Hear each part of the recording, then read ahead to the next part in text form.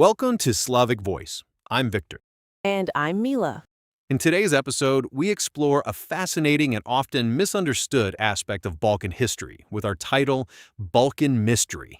Why Serbs stayed Orthodox but Albanians didn't? It's a question that delves deep into the interplay of faith, identity, and power under the Ottoman Empire. The common narrative often oversimplifies the reasons, but the historical reality is far more nuanced, challenging our modern concepts of what defines a nation. We will be examining the historical context based on documented sources, focusing on why a significant portion of the Albanian population adopted Islam while their Serbian and Greek neighbors largely did not, despite all living under the same imperial rule for centuries. To begin, we must address a common misconception embedded in the question itself. The assumption is that conversions to Islam happened to well-defined ethnic groups, Albanians, Serbs, Greeks, as we know them today. However, the historical record suggests the opposite sequence of events. Indeed, the formation of clear, distinct national identities in the Balkans largely took place in the 19th century. This was long before most of the religious conversions had already occurred. Before this era of nationalism, the Ottoman Balkans were a complex mixture of people. The Ottoman state didn't primarily categorize its people by ethnicity or language. Instead, it used what was known as the millet system. A millet was a protected religious community. People's primary identity was tied to their religion, be they Orthodox, Christian, Muslim, or Jewish, rather than a national label. Beyond religion, identity was also defined by social class. For example, whether one belonged to the military and administrative class, the askeri, or the tax-paying common subjects, the raya. Tribal and clan affiliations were also paramount. To speak of a unified Serbian or Albanian identity in the 15th or 16th century is an anachronism. It projects a modern idea onto a very different past. So the process was not one of Albanians converting. Rather, it was a situation where various Balkan populations converted to Islam over many generations. Only much later did these Balkan Muslims begin to be grouped into the national identities we recognize today, such as Albanian, Bosniak, or even Turkish, regardless of their original ethno-linguistic backgrounds. This is a crucial distinction. The story of religious conversion in the Balkans is inextricable from the story of how modern nations were eventually formed. Now, let's turn to the specific conditions that differentiated the Albanian experience from the Serbs and Greeks. This process worked both ways. Just as Balkan Muslims were grouped into Turkish, Albanian, or Bosniak identities, many who remained Orthodox were assimilated into Greek, Serbian, or Bulgarian identities, regardless of their diverse backgrounds. The key difference lies in the role religion played as a pillar of identity.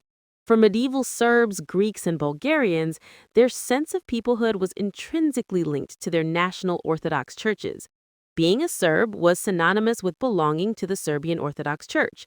These institutions were powerful, unifying forces that preserved a collective identity, even under foreign rule. Albanians, by contrast, entered the Ottoman period in a state of religious heterogeneity. They were a religiously heterogeneous ethnic group. In the north of what is now Albania, the population was majority Catholic, influenced by proximity to Venice. In the south, the population was majority Orthodox. And even this Orthodox population was not unified. They were divided among Greek, Bulgarian, and Serbian Orthodox patriarchates, often depending on which regional power held sway at a given time. This lack of a single independent Albanian national church meant there was no central institution to represent them or preserve a distinct religious identity. This religious fragmentation had direct consequences under Ottoman rule. While the Serbian and Greek Orthodox churches had established leaderships that were officially recognized and tolerated by the Sultan, the Albanians had no such unified representation. No single religious authority spoke for all Albanian. This absence of a central religious loyalty meant that conversion was not seen as a betrayal of a collective identity in the same way it might have been for Serb or Greek. There was no Albanian religion to abandon. On the contrary, practical considerations made Islam an attractive option for many. The Ottoman system provided clear incentives for conversion. One of the most significant was economic. Muslims paid lower taxes than Christians or Jewish subjects. This material benefit could be a powerful motivator for families and communities over generations. Another very important incentive was the right to carry arms. In a society and culture where bearing weapons was highly valued, this was not a minor privilege. For Christians, this right was restricted, but conversion to Islam granted it, elevating one's social standing and ability to self-defend. It's important to stress that these conversions were not an immediate event following the Ottoman conquest. It was a gradual process that unfolded over centuries, with different regions converting at different times. For example, some Albanians in central Albania converted relatively early, while Catholic Albanians in Kosovo largely converted much later in the 18th and 19th centuries. Specific historical events also acted as catalysts. One well-documented case comes from the southern Albanian region of Liberia. The population there was historically Orthodox. During a period of severe famine, they appealed to their Greek Orthodox bishop, requesting permission to break their religious fast by drinking milk to survive. The bishop reportedly refused their plea, feeling abandoned and ignored by a religious authority they already perceived as foreign since services were not in their language. The community converted to Islam en masse. This single event dramatically shifted the religious makeup of southern Albania. This illustrates how a lack of connection to existing Christian institutions, combined with pragmatic needs, created a path toward Islam. Some converts also found new roles within the empire's structure. For instance, historical sources mention the Basi Buzluk, which were irregular militia units.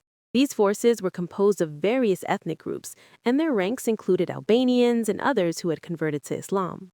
As we move into the later years of the Ottoman Empire during the 18th and 19th centuries, the role of Islam in Albanian identity underwent a significant transformation.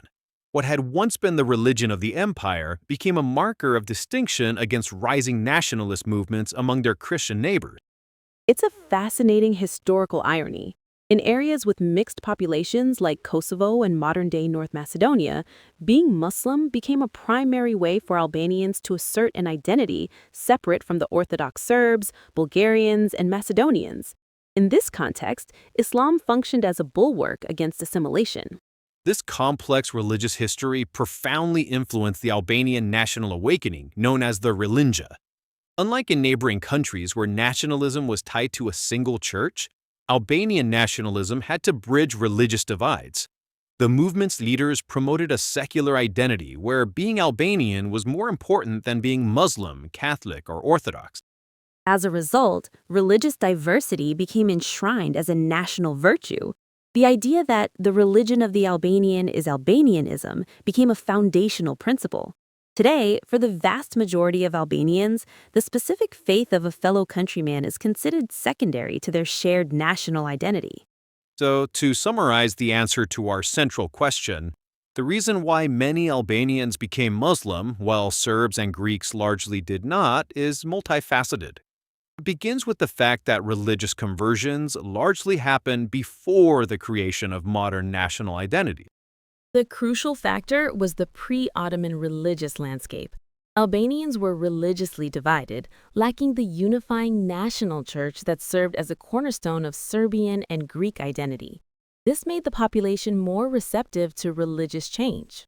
Practical incentives under Ottoman rule, such as lower taxes and the right to carry arms, combined with a sense of alienation from foreign-led Christian institutions, provided a clear path for conversion that unfolded over centuries. And finally, in the era of nationalism, Islam took on a new role as a marker of distinction, helping to preserve a separate Albanian identity in mixed regions, ultimately leading to a modern secular state where national identity transcends religion. That concludes our deep dive into this complex chapter of Balkan history. Thank you for joining us on Slavic Voice.